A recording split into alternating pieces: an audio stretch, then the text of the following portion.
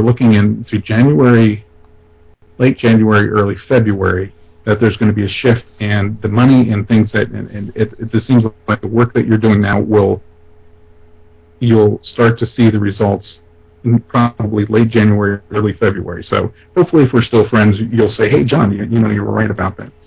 But it's just not knowing, because I guess in this field that you try different things, you're not sure whether or not it's going to be lucrative. I mean, we all have to live. I mean, we all have to make a living. But I think that there's things that you want to do that, unfortunately do cost money. And it's that expansion. But the expansion and some of the things that you probably haven't mentioned on the air will start happening after the first of the year. So that's kind of what I'm seeing.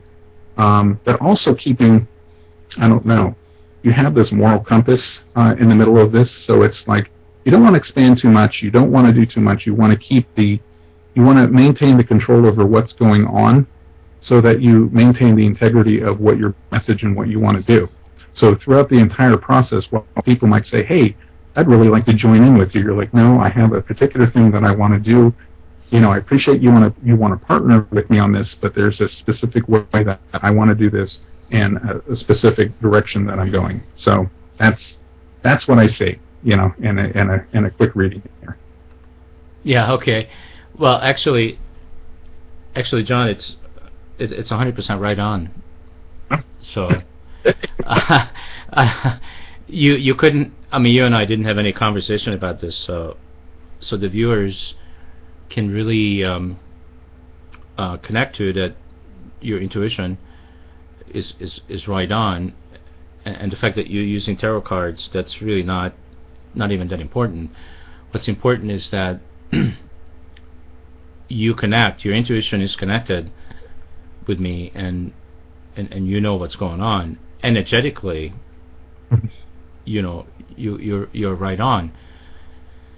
And yes, we have been doing this for 8 years, and we have outgrown Real Coaching Radio and TV Network. We outgrown the personal development, self-growth industry, and we are taking it into a direction where we want to be the YouTube of consciousness. So anybody that's looking for anything about consciousness, they end up with us. So we are looking at even changing our name, upgrading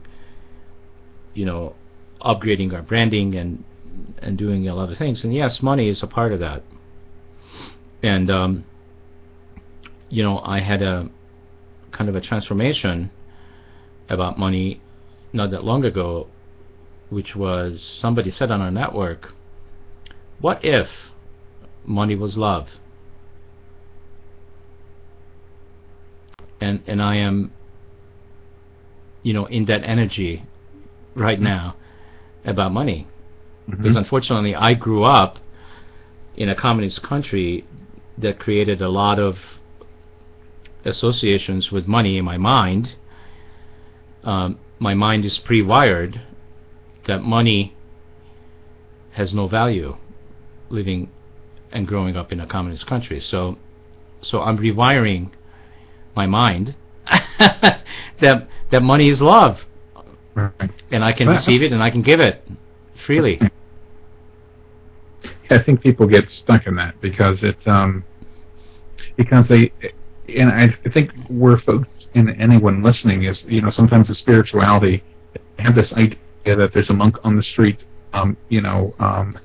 stands out that that's a more spiritual existence. And while you start to realize that material things don't matter, energy exchange does matter, because in order for us to do what we do, there has to be an exchange of some sort, and money is one of those things. And I think people just put a lot more value or a lot more on money than but it's a necessity. It's what we've all accepted as our. I mean, if you look at a dollar bill, I mean, essentially it does nothing. It's the meaning and energy we put into it.